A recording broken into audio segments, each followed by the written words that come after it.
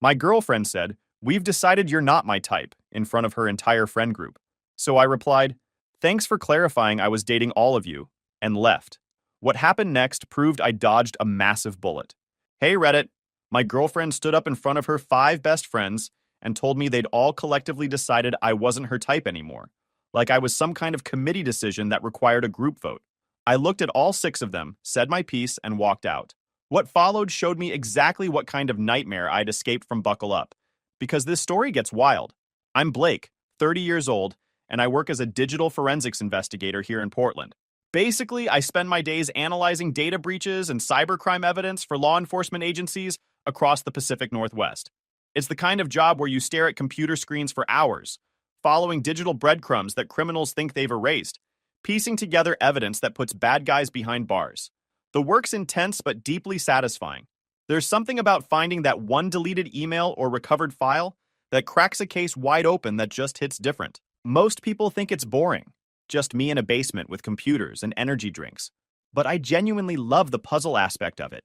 Every case is like solving a mystery, where the clues are buried in terabytes of data, and you need to be part detective, part computer scientist, and part psychologist to figure out what actually happened.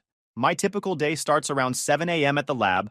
I work with a team of 6 other investigators, but we each handle our own cases independently unless something major comes up that requires collaboration. The office is exactly what you'd expect. Lots of screens, server racks humming in the background, the smell of fresh coffee constantly brewing. Because we all live on caffeine, I'd been at this job for about 5 years when this whole thing with Jessica went down, and I was good at what I did. Good enough that prosecutors specifically requested me for complex cases because they knew my reports would hold up in court. That kind of professional validation matters when your personal life is falling apart. You know, my setup at home was similar. Dedicated office space with 3 monitors, high-end computer equipment, and a Herman Miller chair I'd saved up for because if you're spending 10 to 12 hours a day in a chair, it better be comfortable. I'd work from home occasionally when I needed to focus without office distractions, analyzing patterns in financial transactions, or tracing digital footprints across multiple platforms. The job also meant I had a pretty good understanding of how people lie, how they try to cover their tracks, and what red flags look like when someone's behavior doesn't match their story. That skill would come in handy later, though I didn't know it at the time. I met Jessica about 18 months ago at a board game cafe downtown during one of their weekly trivia nights. The place was called Game Night, one of those trendy spots with craft sodas, board games lining the walls, and a trivia host who took his job way too seriously. My buddy Ethan had dragged me there after I'd spent 3 straight weekends working on a particularly complex fraud case. "Dude, you need to interact with humans who aren't criminals or lawyers," he'd said. We were both on competing teams. My team was called the Fact Checkers, mostly people from work and a couple of Ethan's friends. Jessica's team was Why Not? Her and 4 other women I'd later come to know way too well. The final round came down to a tiebreaker question about forensic science, which I nailed because, well, that's literally my job. After we tied for first place and split the gift card prize, Jessica came over to our table. "Okay, I have to know, how did you know that answer about luminol detection? That was incredibly specific." I explained that I worked in digital forensics, but had done some training with traditional forensic techniques. She was fascinated, started asking questions about my work, and before I knew it, we were grabbing coffee at the shop next door while Ethan gave me an enthusiastic thumbs up behind her back. We talked for 3 hours straight that first night. She told me about her work creating social media campaigns for wellness brands, organic skincare companies, mindfulness apps, sustainable fashion lines. It sounded interesting, even if I didn't really understand the appeal of paying $50 for face cream. She made it sound like art, this careful crafting of messages and images to connect with people emotionally. We bonded over our shared obsession with true crime podcasts. She loved the storytelling aspect, the psychological profiles. I appreciated the technical details about evidence collection and investigation procedures. We'd debate theories about unsolved cases, and she actually listened to my opinions instead of just waiting for her turn to talk.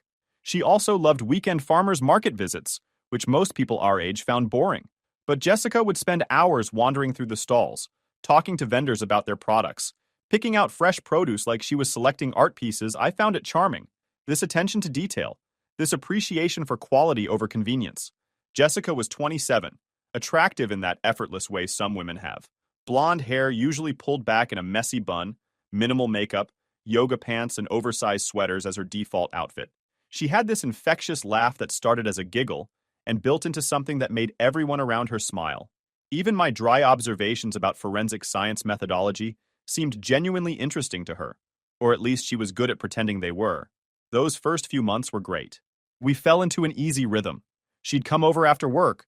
We'd cook dinner together, watch documentaries or true crime shows, talk about our days. She seemed impressed by my setup, my apartment, the fact that I had my life together. "You're so much more mature than the guys I usually date," she'd say. I should have asked what happened to those other guys. Might have been educational. We clicked immediately, or at least I thought we did. Looking back now with the benefit of hindsight and a lot of processing time, there were signs I should have caught earlier. But when you're in it, when you think you've found someone special, you tend to overlook the red flags waving right in front of your face. Your brain does this thing where it explains away the concerning behavior, fills in the gaps with optimistic interpretations, and convinces you that everything is fine because you want it to be fine. We moved in together after 6 months. My apartment was bigger, a 2-bedroom place in the Hawthorne district that I'd been renting for 3 years. One bedroom I used as my home office, the other as my actual bedroom made sense to combine households, especially since Jessica's lease was ending and she was spending most nights at my place anyway. The lease was in my name, had been since I moved in, and I'd built up a good relationship with my landlord over the years. When I mentioned Jessica moving in, he just updated the occupancy information and reminded me I was still the sole person legally responsible for the rent fine by me. I made good money and could cover it easily. Jessica contributed to groceries and utilities, which seemed fair since I was providing the actual housing. Looking back, I should have realized how one-sided that arrangement was. But I was raised to be a provider, to take care of my partner, and it felt natural to shoulder the bigger financial burden. My dad did it. My grandfather did it. Seemed like the right thing to do. Moving her in was exciting at the time. We spent a weekend rearranging furniture, making space in my closets for her clothes, clearing a bathroom drawer for her makeup and skincare products. She had strong opinions about decorating, wanted to add plants everywhere, change out my basic curtains for something more intentional, and insisted we needed throw pillows on the couch, because apparently 3 pillows wasn't enough. I went along with most of it because making her happy seemed more important than maintaining my bachelor pad aesthetic. Plus, I'll admit, having someone to come home to was nice. The apartment felt more alive with her there, even if it also felt more cluttered. I genuinely believed we'd found something real, something built on actual shared values, an intellectual connection, rather than just convenience or physical attraction. We'd have deep conversations about cases I was working on, debate philosophical questions about justice and morality, plan hypothetical vacations to places we both wanted to visit. But there was this undercurrent I didn't fully recognize at first. That's where I made my first mistake, not paying closer attention to how often Jessica consulted her tight-knit college sorority sisters before making even the most basic decisions about our relationship. Not just the big stuff, where to go for vacation, whether to attend my work holiday party, but tiny things too.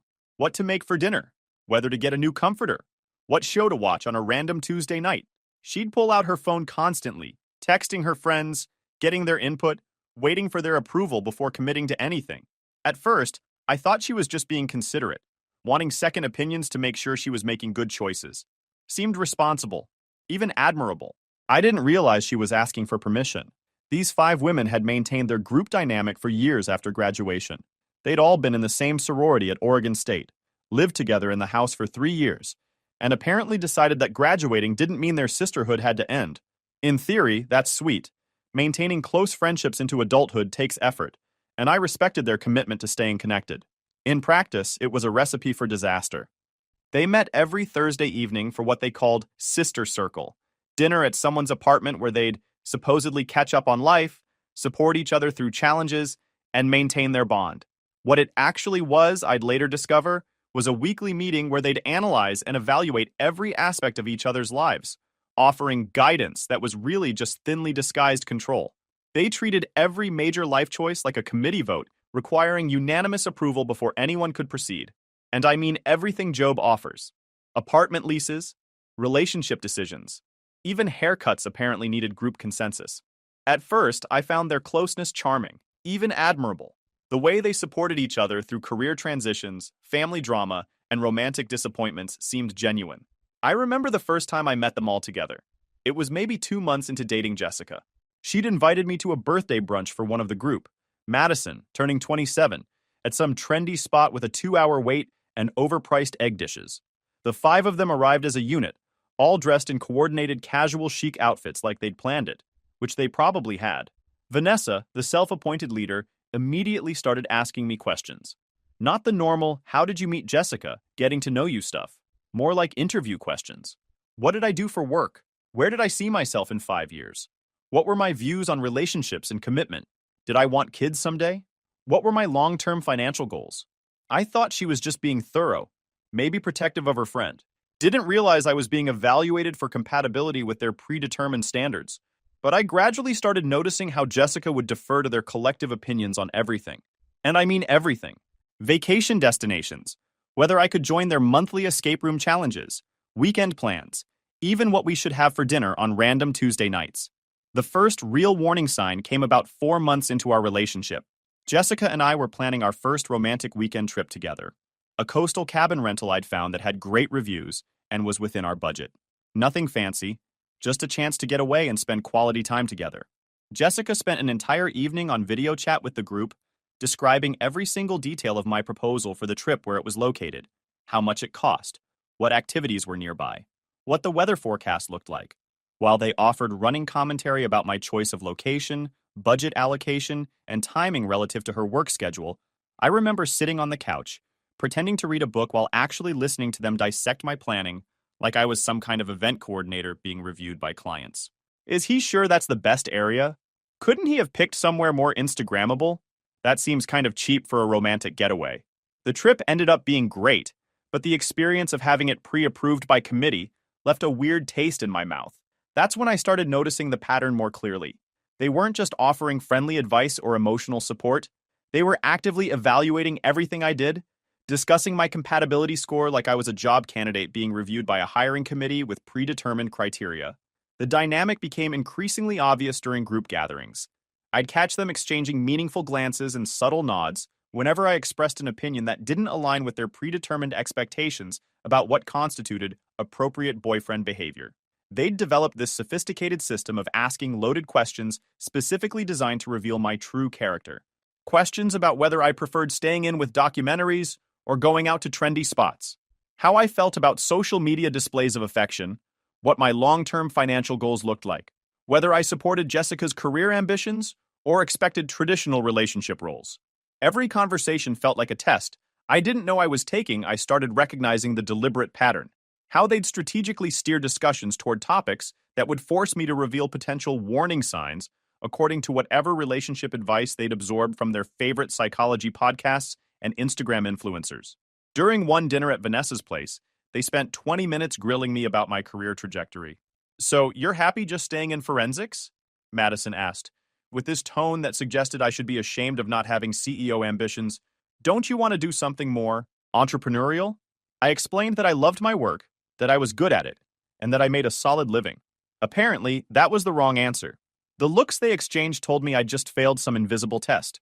Another time, Harper brought up how her boyfriend had surprised her with a weekend trip to wine country. Then everyone looked at me expectantly, like I was supposed to immediately book something similar to prove my worth. When I mentioned that Jessica and I were saving for a bigger trip next year, Skylar actually said, "Oh, so you're more of a planner than a romantic." Can't win with these people. What I didn't understand at the time was that this wasn't casual friendship input or well-meaning concern. It was a coordinated evaluation process specifically designed to determine whether I met their collective standards for what they considered an appropriate romantic partner for their precious Jessica.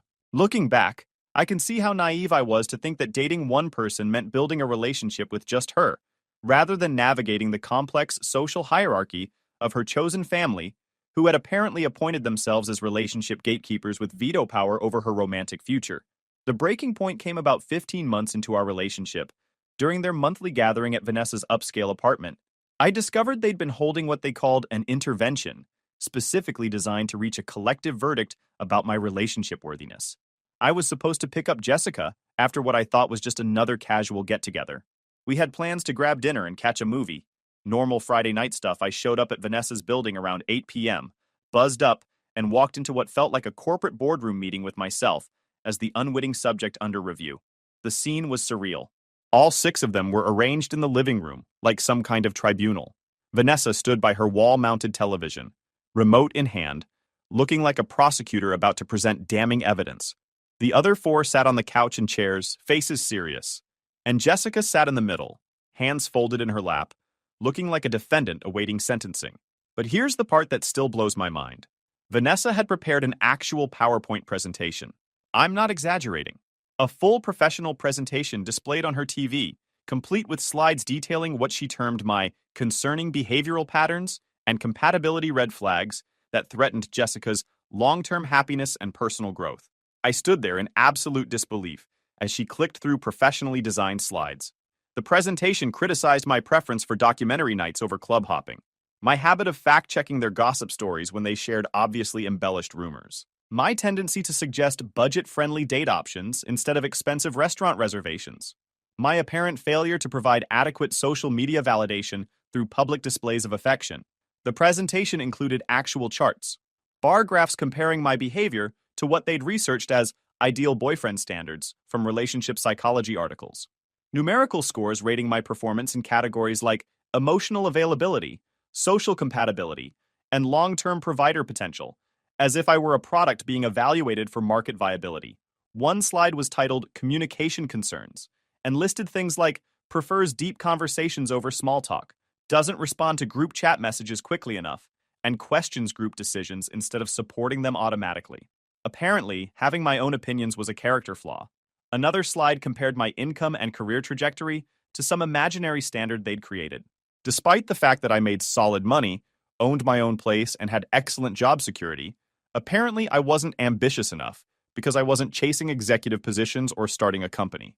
Each friend had contributed their observations and concerns, creating a comprehensive case file that painted me as emotionally unavailable, socially awkward, financially inadequate, and fundamentally incompatible with their vision of what Jessica deserved. In a romantic partnership, Vanessa was in full presentation mode, using a laser pointer and everything. As you can see from this data, Blake demonstrates a pattern of prioritizing his own interests over Jessica's social needs. Note the frequency of canceled plans for work obligations. That's when I found my voice. Hold on. Does anyone want to include me in this discussion about my own relationship? The room fell silent. The kind of silence where you can hear people breathing. Vanessa looked annoyed that I'd interrupted her TED Talk. The others suddenly found their phones very interesting. That's when Jessica stood up from the couch.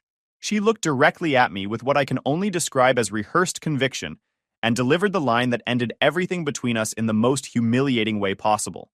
She gestured toward her friends like they were a board of directors who'd reached a unanimous decision and announced, "We've decided you're not my type, Blake.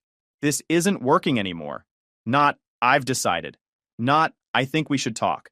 But, we've decided." Like our relationship was a group project, and the committee had voted me out. I stood there for maybe 10 seconds, processing what I'd just heard. 18 months together, living in my apartment, sharing a life, and she was ending it based on a group vote with a PowerPoint presentation as evidence. The silence stretched out. They were all watching me, probably expecting me to beg or argue, or get emotional, make a scene they could later dissect and add to their narrative about why I was the problem. Instead, I felt this weird calm wash over me. Like everything suddenly made sense. All those times Jessica had changed her mind about plans after talking to the group. All those loaded questions at gatherings. All those concerns she'd bring up that sounded exactly like things Vanessa would say. I looked at each of them, then back at Jessica. Thanks for clarifying I was dating all of you. Would have been nice to know that up front. Then I turned and walked out of that apartment, leaving them sitting there with their presentation still on the screen. The walk to my car felt surreal, like I was moving through a dream. I could hear raised voices from the apartment, probably arguing about how I'd reacted. But I kept walking, got in my truck, drove home, and sat in my living room for a while, just processing. My phone started blowing up about 20 minutes later. Text after text from Jessica. "You can't just leave like that. We need to talk about this like adults. You're being childish. I deserve an explanation for your behavior." The mental gymnastics were impressive. She'd just publicly dumped me based on a committee vote with supporting PowerPoint slides, and somehow I was the one who owed her an explanation for my behavior. I didn't respond. Just set the phone down and started thinking practically about what needed to happen next. First thing Saturday morning, I changed all my passwords. Streaming services, food delivery apps, everything we'd shared. Then I took her name off my apartment insurance and emergency contact lists. called my landlord and explained the situation. Since Jessica had never been on the lease and hadn't been paying rent, she'd been contributing to groceries and utilities, but the apartment was fully mine. There was no legal complication, I just needed to make sure she couldn't claim tenants' rights. Spent Saturday afternoon boxing up her stuff. Clothes, toiletries, decorations she'd brought, books, all of it. Everything carefully packed and labeled, because I wasn't going to give her any ammunition to claim I'd damaged or stolen her property. My buddy Ethan came over to help and provide moral support. He'd met Jessica a few times and never really liked her. Dude, I'm not going to say I told you so, but the PowerPoint thing is genuinely insane. Who does that? People who think relationships are something you can optimize with data, apparently. By Sunday evening, everything was packed and ready to go. I texted Jessica. Your belongings are packed and ready for pickup. Let me know when you can collect them. After that, we have nothing further to discuss. Her response came immediately. Can't we talk about this? The girls were just trying to help me see things clearly. They care about me. They care about controlling you. Not the same thing. Pick up your stuff. She tried calling multiple times. I didn't answer. Eventually, she texted that she'd come by Tuesday evening after work. Monday, I got a message from Madison. You really hurt Jessica. She's devastated. Was just trying to be honest with you about concerns we all had. Very immature of you to just walk out. I blocked her, then blocked Harper, Kennedy, and Skylar when they sent similar messages. Vanessa's message was the most entertaining. Your reaction proved everything we identified in our analysis. Thank you for validating our concerns about your emotional stability. Blocked her too. Tuesday evening, Jessica showed up with Vanessa as backup. I'd arranged all the boxes in my building's lobby, labeled with her name. They were loading things into Vanessa's SUV when Jessica tried one more time. Blake, please, can we just talk about what happened? I made a mistake letting them influence me so much. We can work through this. I looked at her, really looked at her, and saw someone I didn't recognize anymore. Jessica, you stood in front of me and 5 other people and announced that we had decided I wasn't good enough. You let them create a presentation about my inadequacies. You made me feel like I was on trial for the crime of being myself. There's nothing to work through. But I love you. You don't.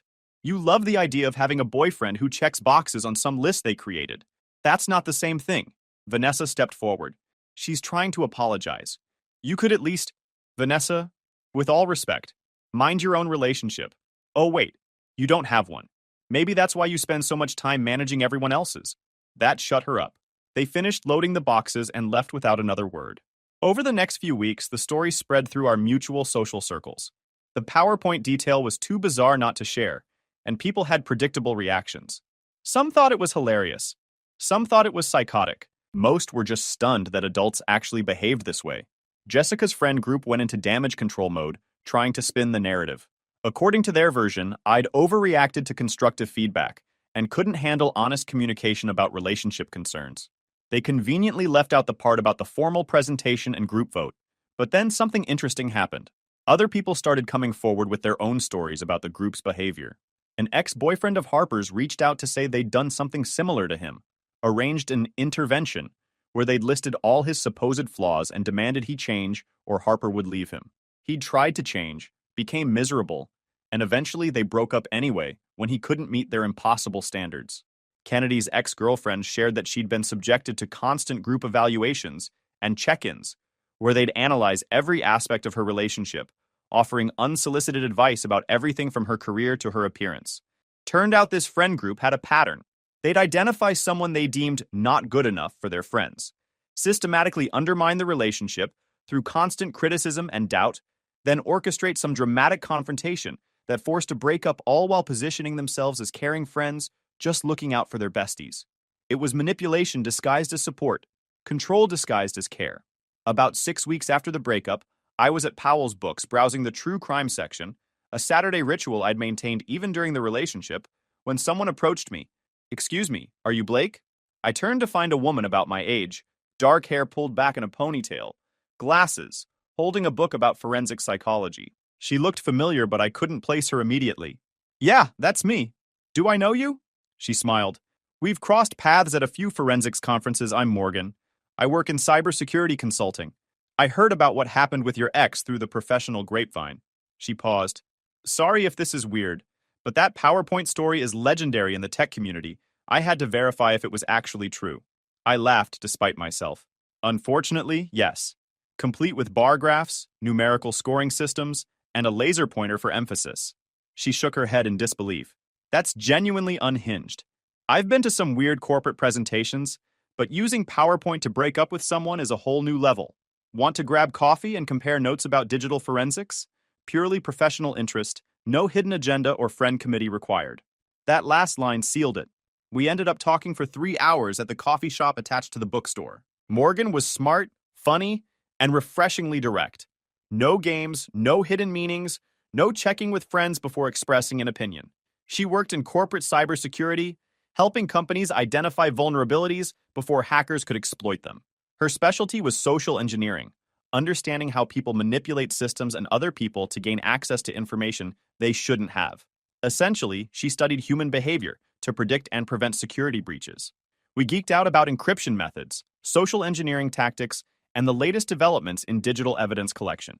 She told me about a recent case where she'd helped a healthcare company prevent a major ransomware attack by identifying suspicious patterns in their network traffic. I shared details about a fraud investigation I'd worked on where the perpetrator had tried to cover their tracks by using military-grade encryption. Spoiler alert, they didn't do it correctly. What struck me most was how easy the conversation felt. No performance, no hidden tests, no weird energy where I felt like I was being evaluated. Just two people who found each other interesting and enjoyed talking about shared professional interests. It was refreshing in a way I hadn't experienced in months. Before we parted ways, Morgan asked if I'd be interested in grabbing dinner sometime. Fair warning, she said with a smile. I have friends, but they don't vote on my relationship decisions. I make those myself like a functional adult. That's the most attractive thing anyone said to me in months. Our first official date was at a Thai restaurant downtown. We talked about everything, our careers, our families, our hobbies outside of work. Morgan was into rock climbing, had a collection of vintage science fiction novels, and could discuss the intricacies of network security architecture with the same enthusiasm most people reserved for discussing their favorite TV shows. She was also remarkably independent, had her own apartment, her own career, her own money, her own life that didn't require constant validation or input from a committee of friends. When I mentioned I was thinking about upgrading my home office setup, she gave me specific recommendations based on her own experience, not on what she thought I should want. The difference between being with Morgan and being with Jessica became more apparent with every date.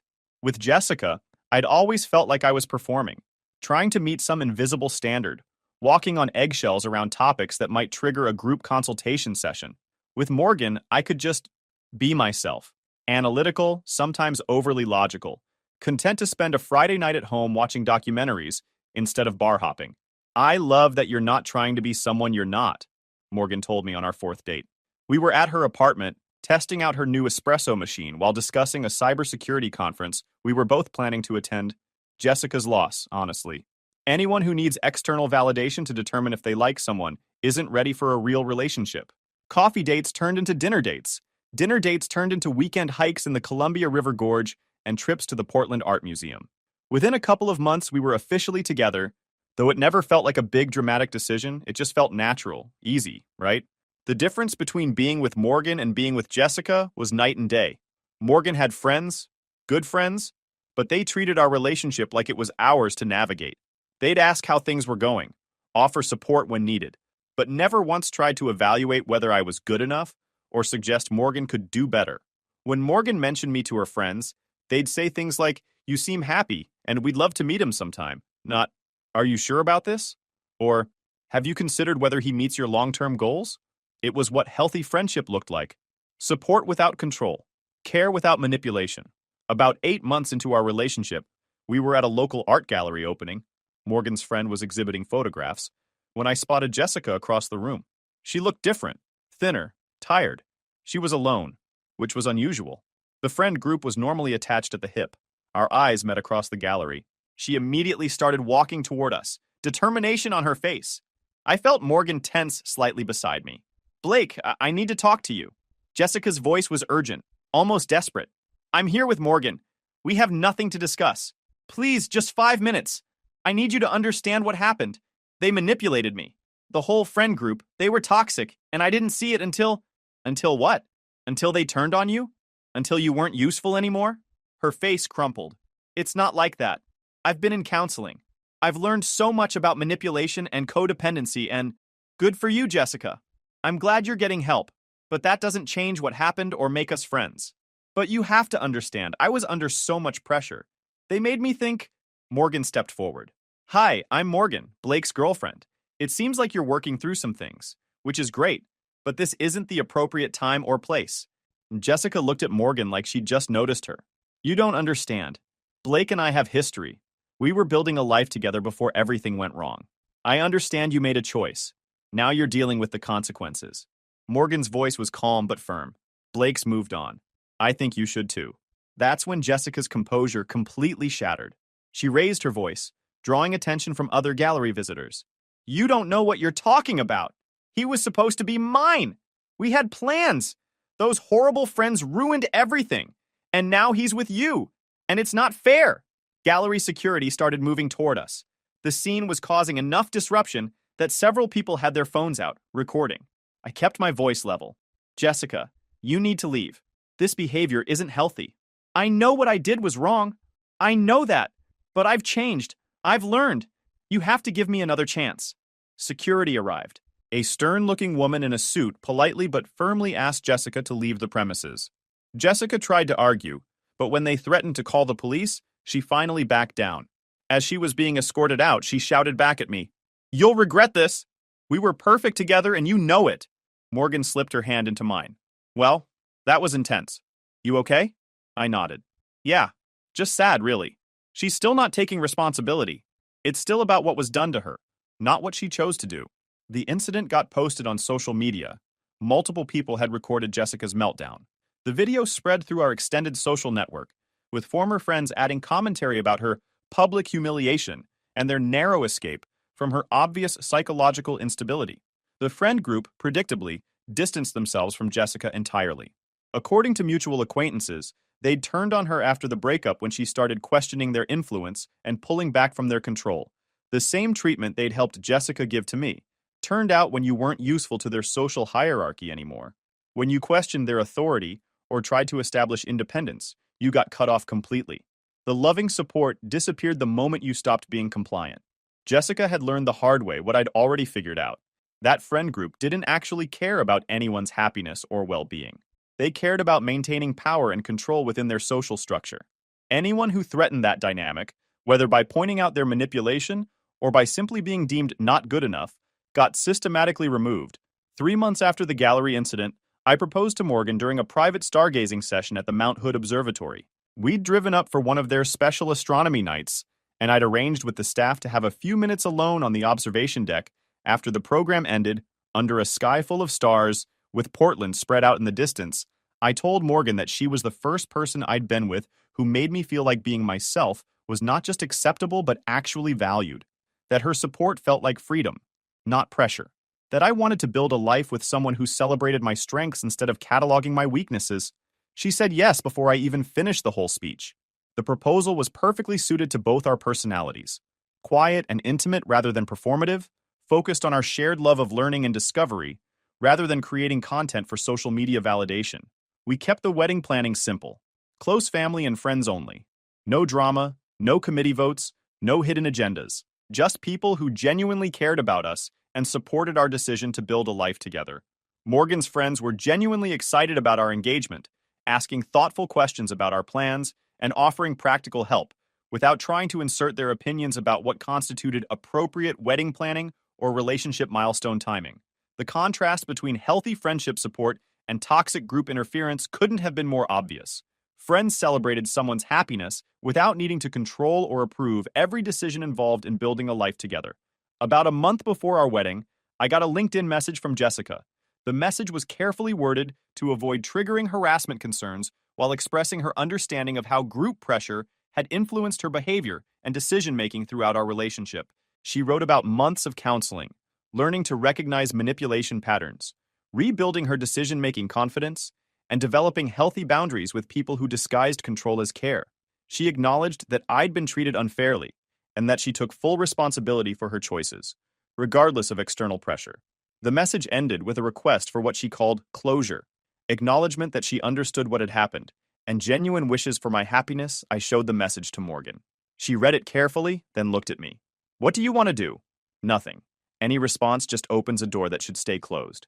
Agreed. I blocked Jessica on LinkedIn and never looked back. I heard through the social grapevine that Jessica eventually cut ties with the friend group completely.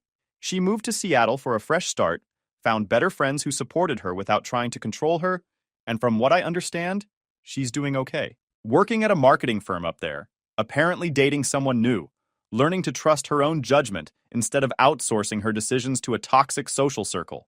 Guys, we are so close to hit 100,000 subscribers on this channel. If you are not subscribed to the channel, please consider subscribing. It really helps hit that 100,000 mark. Thanks for making this dream come true. My golden sister cut my 9-year-old daughter's hair while she begged her to stop. My parents said, "Stop crying, you little witch. It's just hair." So I went nuclear and made them pay for it. Sup Reddit. I, 36 male. And this happened back in July 2023. I still think about it every time I look at my daughter. My friend, Miguel, died on a Tuesday.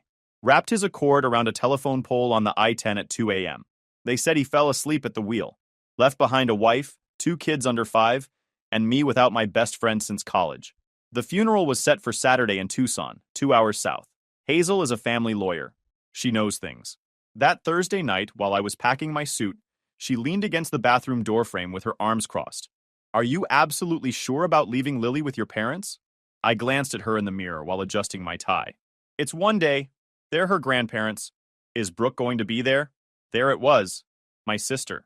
Age 32, still living in our parents' basement, collecting unemployment after getting fired from her 3rd retail job in 2 years. The family golden child who could do no wrong in Dad's eyes. Probably, I said. But I'll tell Mom to keep them separate. Hazel didn't move from the doorway. I don't trust her around Lily. Something about the way she acts around our daughter makes me nervous. That was nothing. Last month at the barbecue, I had to physically step between them. Your sister looked at me like she wanted to shove me into the grill. I zipped my garment bag. "You're being paranoid." She was quiet for a long moment. When I turned around, she had that look.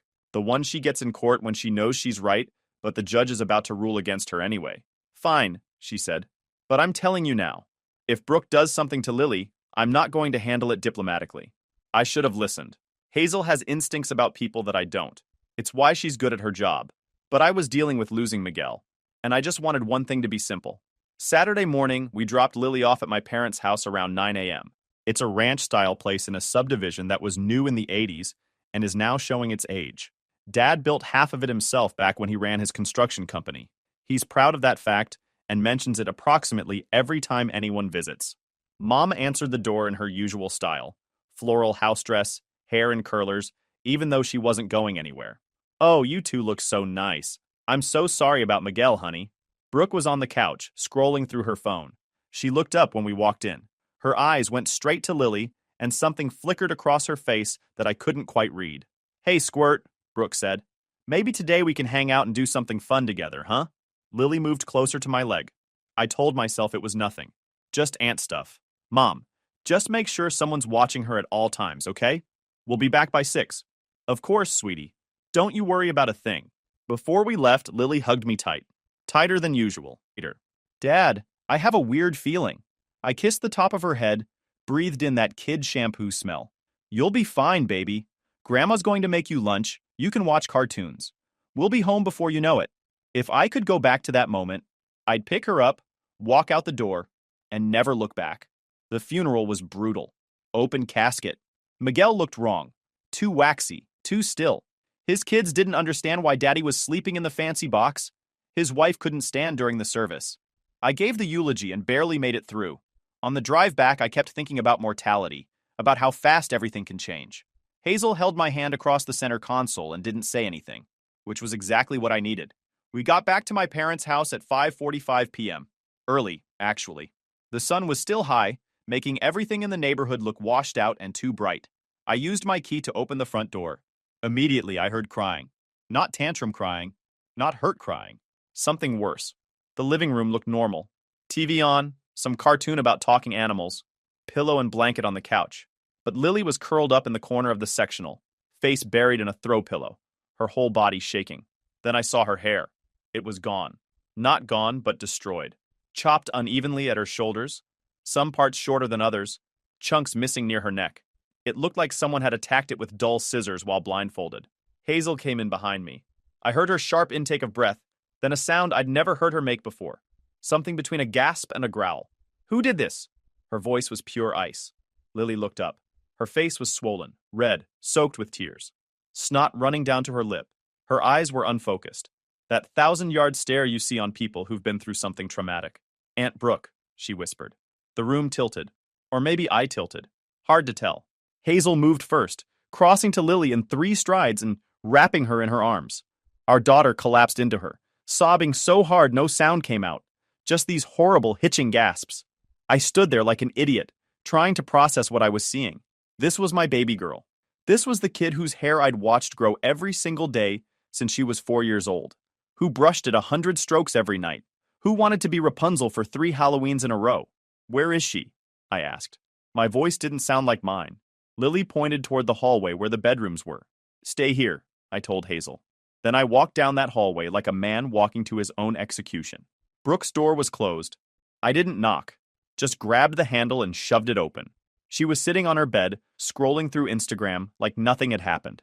When she saw me, she actually smiled. Oh, good, you're back. How was the funeral? What the heck did you do? She blinked. What do you mean? Lily's hair, Brooke. What the heck did you do to my daughter's hair? She rolled her eyes. Oh my God. Relax. It was just a haircut. It looks way better now. You should thank me, honestly. It was getting so ratty and gross. I stepped into her room. She must have seen something in my face because she leaned back against her headboard. Lily said you held her down. She said she was crying and begging you to stop. She was being dramatic. Kids that age don't know what they want. I was helping her. Get out here, now. I turned and walked back to the living room. Behind me, I heard Brooke sigh loudly, like I was the one being unreasonable. In the living room, Hazel was sitting on the couch with Lily in her lap, rocking her like she was a toddler again. She'd stopped sobbing but was still making these small, broken sounds. Tell us what happened, baby, Hazel said softly. Tell us everything. Lily's voice was hoarse from crying. She spoke in fragments, having to stop and restart several times. It started around 2 p.m. Mom had gone to the store to get stuff for dinner. Said she'd only be gone 30 minutes. Left Brooke in charge. Aunt Brooke sat next to me and said she learned a new hairstyle. She said it would make me so pretty. I told her I didn't want to cut my hair. I told her no. What did she say? She said she wasn't going to cut it. Just style it. Just make it pretty. So I said, okay. My hands were clenched so tight my nails were cutting into my palms. She took me to the bathroom, made me sit in a chair facing away from the mirror. I asked why I couldn't see, and she said it was a surprise. Then I heard scissors. Lily started crying again. Hazel held her tighter. I tried to turn around, but she pushed my head forward. She said, sit still, I'm just trimming a little bit. But she kept cutting. I could feel it. I could feel my hair falling on my shoulders and down my back. I started crying and I tried to stand up, but she grabbed my shoulders and held me down. Jesus. She kept cutting. I was begging her to stop. I was saying, please, please stop, I don't want this. But she wouldn't stop. She just kept cutting and telling me to sit still. How long did this go on? I don't know. It felt like forever. When she finally let me go, I ran to the hallway mirror and saw what she did. Then Grandma came home. What did Grandma say? She asked Aunt Brooke what she did. Aunt Brooke said, I just cut her hair, it was too long and messy. Then Grandma told me to sit in the living room and she went somewhere else. I don't know where. I just sat here and cried. I looked at my daughter's ruined hair and felt something dark and cold settle in my chest. That protective rage that dads aren't supposed to talk about but all of us feel. That caveman part of your brain that says someone hurt my child and they need to pay. Brooke walked into the living room, Mom trailing behind her. Dad wasn't home yet. Okay, I'm here, Brooke said. Can we stop being so dramatic now? Hazel stood up slowly, carefully moving Lily off her lap. She pulled out her phone and opened the voice recorder app. Record this, she said to me. I understood immediately. Took out my own phone, hit record. Brooke, Hazel said calmly. Did Lily tell you she didn't want her hair cut? Oh my God, are we really doing this? Answer the question. Did she say no? Brooke rolled her eyes. Yes, but did she cry and ask you to stop while you were cutting it? She was being dramatic. Kids don't know what they want. Her hair was a mess and I was doing her a favor. So yes, she cried and asked you to stop, and you continued anyway? I was helping her. You're acting like I committed some crime. Hazel stopped the recording. I stopped mine. We had what we needed. You held my daughter down, Hazel said quietly, while she cried and begged you to stop. You cut her hair against her will. Oh my God. You're acting like I killed someone. It's just hair. It grows back. Honestly, she looks better now. You should be thanking me. Thanking you. Yeah, that hair was way too long. It was probably full of knots and split ends. I did you a favor. Thanking you. Mom stepped forward, hands twisting together. Now, girls, let's all just calm down. This is getting out of hand. Please, talk to your wife. This is a family matter. We don't need to make it into World War III. I looked at my mother. This woman who'd promised to take care of my daughter, who'd failed completely. Where were you, Mom? I was just at the store, honey. I was only gone 30 minutes. 30 minutes was all it took for your daughter to assault my child. Assault? Brooke laughed. Are you kidding me right now? The front door opened.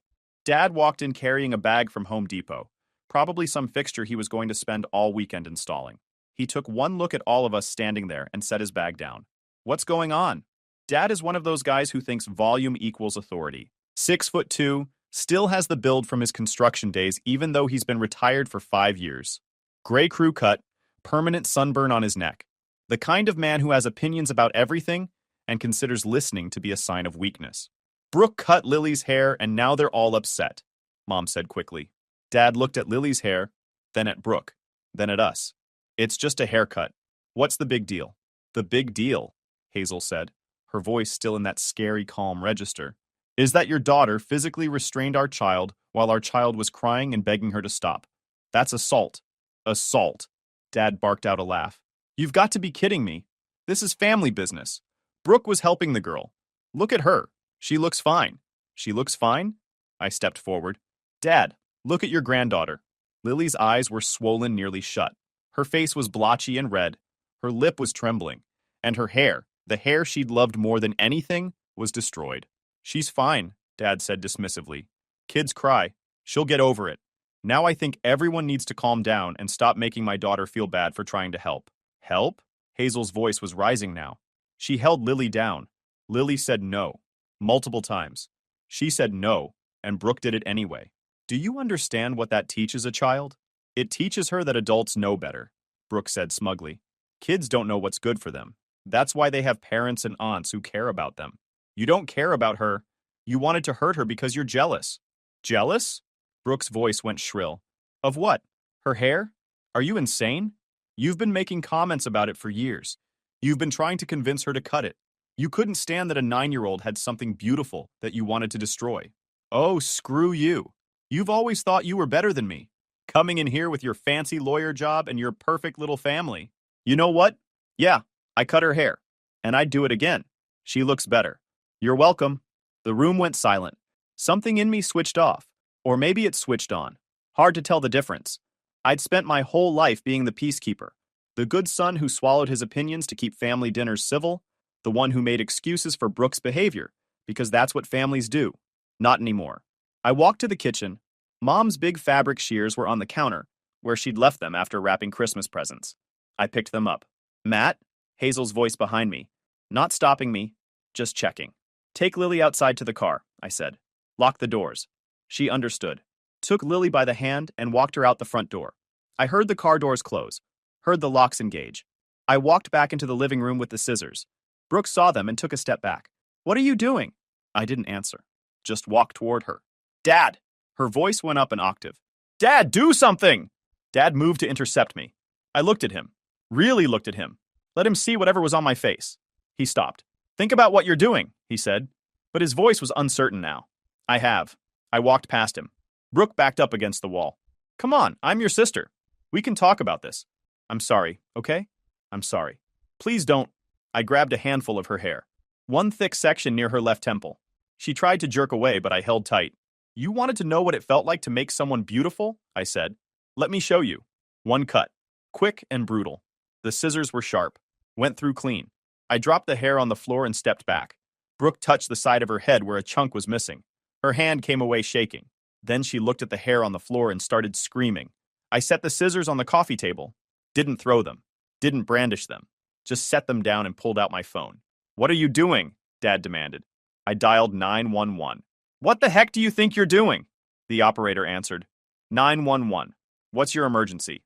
I need to report an assault on a minor, I said. My voice was steady, calmer than I felt. My 9-year-old daughter was physically restrained by my sister, and had her hair forcibly cut while she cried and begged her to stop. Brooke was still screaming. Dad lunged for my phone, but I stepped out of reach. I also need to report that I retaliated, I continued. I cut my sister's hair. One time. I'm not hiding it. I want to be transparent. Sir, what's your location? I gave the address. The operator said units were on the way. Estimated 10 minutes. You jerk! Brooke shrieked. You're going to ruin my life over a haircut? Yeah, I said. Funny how that works, huh? Mom was crying now. Dad was pacing, running his hands through his hair. He stopped in front of me. You're really doing this? You're really calling the cops on your own sister? She did it to herself when she assaulted Lily. It wasn't assault. Tell it to the cops. Please. Mom's voice was broken. Please don't do this. She's family. You can't. She touched my daughter after my daughter said no. She held her down while Lily screamed. That stops being family business right there. You cut her hair too. You're just as bad. I know. That's why I'm reporting myself too. But there's a difference. Lily is 9. Brooke is 32. And I did it once to prove a point. Brooke did it for several minutes while Lily begged her to stop. Dad tried a different approach. His voice went quiet, almost pleading. Son, think about what you're doing to this family. To your mother. We can work this out. We don't need the police involved. We needed the police the second Brooke decided to assault a child. Everything after that is just consequences. She's going to get arrested. She's got that shoplifting thing on her record already. She'll lose her unemployment. Good. Come on. No. You know what, Dad? I'm done. I'm done making excuses for her. I'm done pretending this family is something it's not. Brooke is 32 years old, and she just assaulted a 9-year-old because she was jealous of a little girl's hair. That's not normal. That's not okay. And you defending it tells me everything I need to know about your priorities. 2 patrol cars pulled up exactly 9 minutes later. 4 officers. 2 male, 2 female. Dad tried one last time. When the officers knocked, he stepped in front of the door. Don't answer it. We can still fix this. I walked around him and opened the door. The lead officer was mid-40s, looked like he'd seen some things. His partner was a younger woman. The other 2 officers were a male and female pair. They separated us immediately. Different rooms, different officers. I told the lead officer everything. Showed him the recording of Brooke admitting Lily said no and that she kept going. Showed him pictures of Lily's hair from this morning. Told him about the months of comments. The incident at the barbecue. And then you cut your sister's hair. Yes. Once. I grabbed a handful and cut it with scissors from the kitchen. Then I put the scissors down and called you. Did you restrain her? I grabbed her hair to cut it. I didn't hold her down or pin her. The whole thing took maybe 5 seconds. Then I stepped back and made the call. He wrote it all down. You understand that's assault? Yes. Class 3 misdemeanor in Arizona. Knowingly touching someone with intent to insult or provoke. I understand. Why'd you do it? I looked at him. Because someone needed to show her what it felt like. And because I wanted her to understand there are consequences for hurting my daughter. He nodded slowly. Didn't say if he approved or disapproved. Just made more notes. The female officer brought Hazel in. She gave her statement clearly. Described finding Lily. Played the recording. Explained what Lily had told us. Then the officer went outside to talk to Lily in the car. That took about 20 minutes. When she came back, her jaw was tight. They brought Brooke in next. She went full victim mode. Crying. Saying she'd just been trying to help. Saying I attacked her viciously. Saying her hair was destroyed and she wanted me arrested. Ma'am, did the child consent to having her hair cut? She's 9. Kids don't know what they want. Did she say no? Well, yes, but did she cry and ask you to stop? Brooke hesitated. She was being dramatic. Ma'am, I need a yes or no. Did the child cry and ask you to stop cutting her hair? Yes, but I was helping her. And you continued cutting after she asked you to stop? I was doing her a favor. This is insane. You should be arresting him. He attacked me. We'll get to that. Did you physically hold the child in place while cutting her hair? I put my hands on her shoulders so she'd sit still. So you physically restrained her? I was just trying to help. The lead officer came back over to me while Brooke was still being questioned. We're going to need you to come down to the station. You'll be cited for misdemeanor assault. I understand. You're not under arrest right now, but you'll get a court date. You'll need to appear. Okay. He looked at me for a long moment. For what it's worth, I got a daughter too. I get it. Am I going to jail? Not today, but you'll probably be looking at a fine, maybe some community service, anger management. The DA will decide. Dad was talking to another officer in the kitchen. I could hear his voice rising, saying something about his rights and his house and family business. The officer came out looking annoyed. Sir, did you attempt to prevent your son from making a 911 call earlier? I was trying to keep my family together. Sir, did you physically try to stop him from calling? This is my house. I have a right to... Sir, that's preventing the use of a telephone in an emergency. That's a Class 2 misdemeanor in Arizona. Dad's face went white. You can't be serious. Turn around and place your hands behind your back. What? No, I didn't do anything wrong. Sir, you attempted to prevent someone from calling emergency services during an active assault on a minor. Turn around. This is ridiculous! Another officer stepped in. Together, they cuffed Dad. He wasn't yelling anymore, just standing there rigid, staring at the wall. Brooke was cuffed next. She started crying when she saw the handcuffs. Please, please don't. I'll lose my unemployment. I have a record already. Please. The female officer read her the charges. Ma'am, you're being arrested for assault on a minor and unlawful imprisonment. Unlawful imprisonment? What the heck? I just cut her hair. You physically restrained a minor who couldn't leave. That's unlawful imprisonment under Arizona Statute 13-1303. One of the male officers glanced at the chunk missing from Brooke's hair and let out a short laugh. She turned red. They walked her to the car. She was sobbing now, mascara running down her face. Mom was on the floor, literally on her knees. Please don't take them, please. She's family. He's your father. You can't do this to family. They did it to themselves. Child Protective Services showed up 20 minutes later. A caseworker interviewed Lily privately, talked to each of us, took about 100 photos of Lily's hair from every angle. When she came back, she said, "We're opening a case file. Not removing Lily from your custody, but we'll be following up. Standard procedure for assault on a minor cases." What about Brooke? Mom asked weakly. She'll be processed and booked. She'll see a judge tomorrow for arraignment. And him? He cut her hair too. The caseworker looked at her notes. He reported his own actions and didn't attempt to flee or destroy evidence. He'll likely face misdemeanor charges, but that's up to the DA. A detective showed up around 8 p.m. unmarked car. He talked to everyone again, took more statements, photographed the bathroom where it happened, collected the hair from the floor. He pulled me aside before he left. DA is going to review your case. Could go either way. Get a lawyer. Don't talk to anyone about this without your lawyer present. Understood. Off the record? You took a calculated risk. One cut instead of dragging it out. Reported yourself immediately. Put the scissors down. That all works in your favor. But you still committed assault, and the DA might decide to make an example. I understand. He nodded and left. We were finally allowed to leave around 9 p.m. Lily had fallen asleep in the car, exhausted from crying. We carried her inside our house, put her to bed, still dressed. Hazel and I sat on the couch in the dark. Are you okay? She asked. No. Me neither.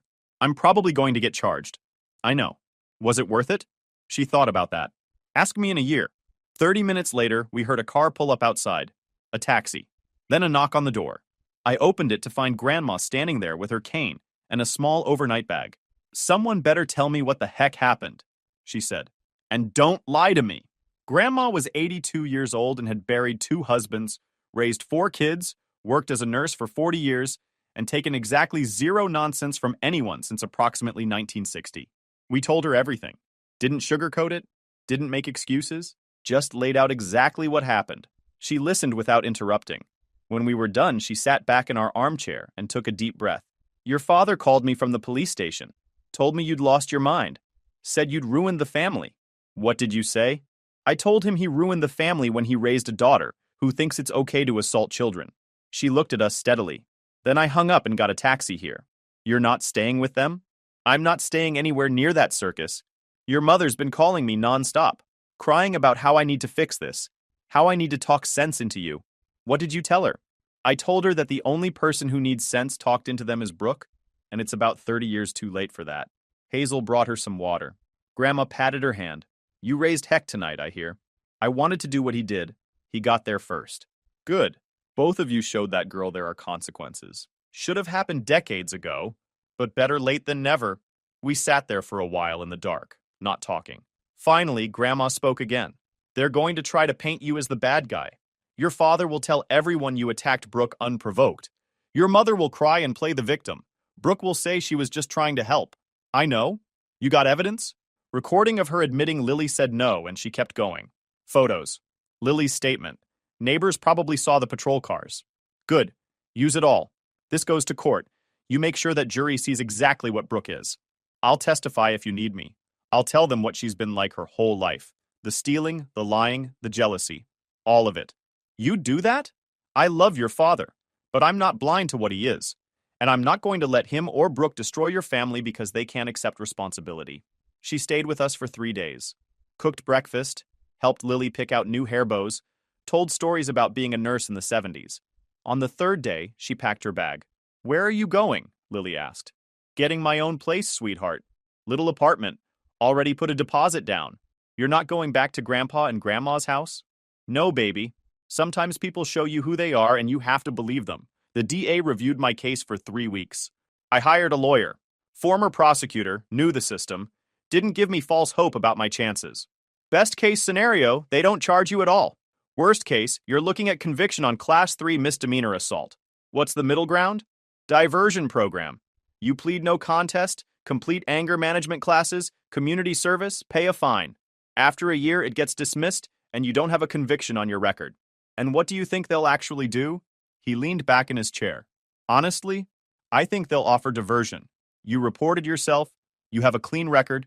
The victim was an adult who committed a more serious crime against a child first. You're not a threat to public safety. This was personal and proportional. Proportional, you didn't beat her up. You didn't chase her through the house. You cut her hair once, put the scissors down, and called the cops. That shows restraint. That shows you knew what you were doing and you set a limit. But I still committed assault. Yeah, and you're going to pay for it. But the prosecution knows that if this goes to trial, a jury's going to hear what Brooke did first. They're going to hear your 9-year-old daughter crying on the stand. They might still convict you, but they're also going to send Brooke away for longer.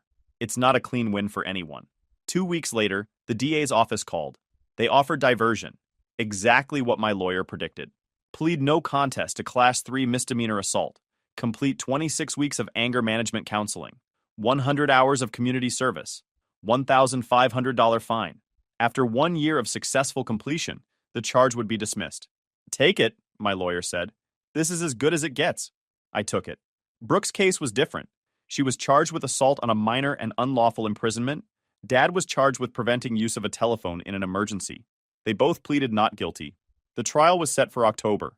3 months out. Lily had to testify. That was the hardest part. Watching our 9-year-old daughter sit in front of a courtroom full of strangers and describe being held down while she cried. Brooke's lawyer tried everything. Said it was a misunderstanding. Said Brooke thought she was helping. Said kids are dramatic and hair grows back.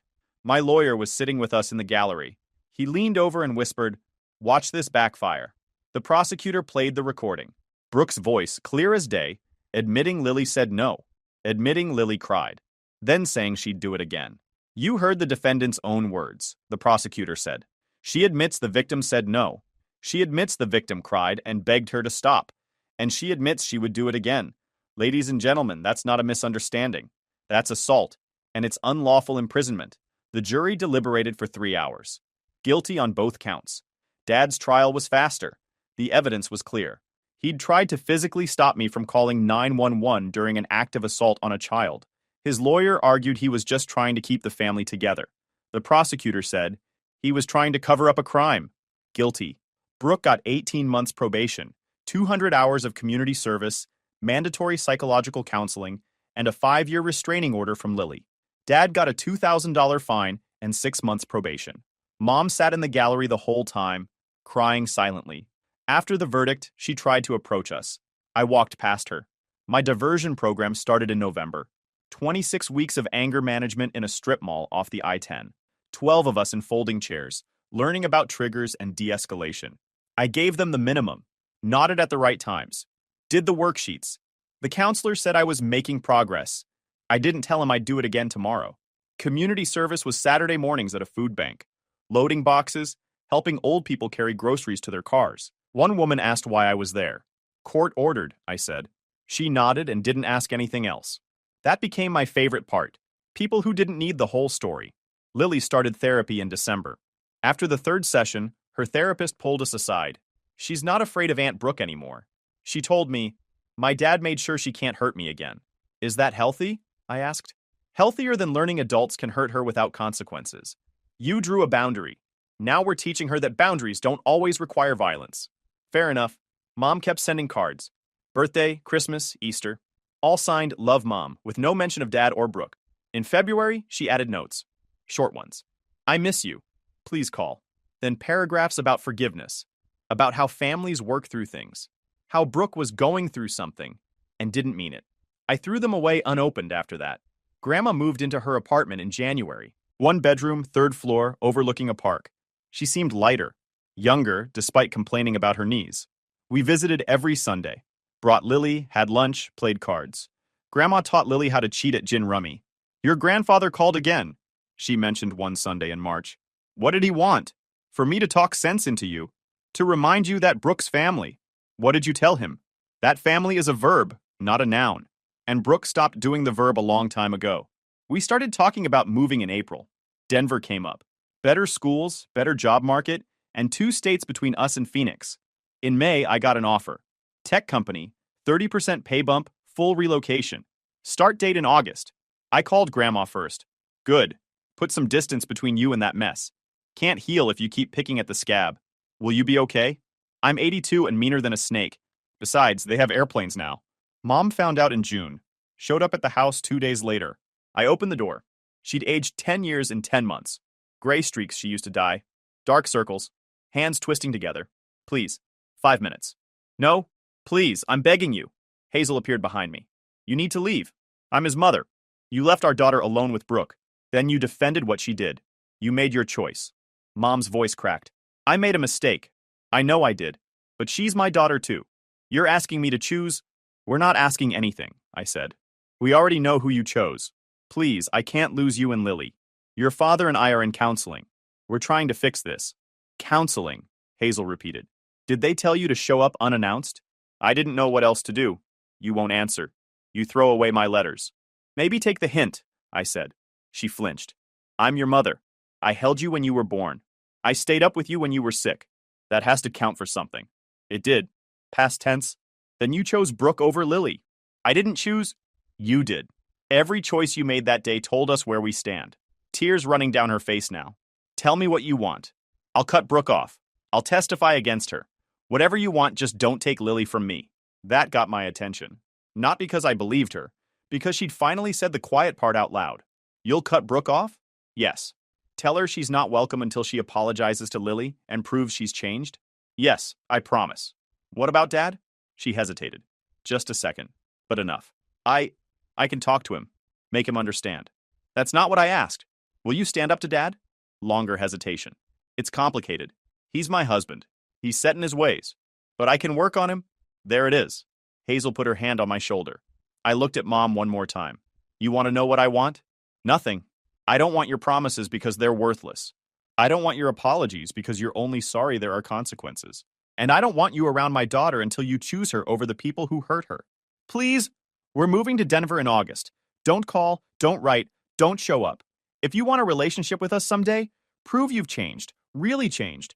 Not just sorry you got caught changed. How do I prove that? Figure it out yourself. I closed the door. Through the window, I watched her stand there for a full minute, shoulders shaking. Then she walked to her car, sat in the driver's seat for 5 minutes, and drove away. Hazel wrapped her arms around me.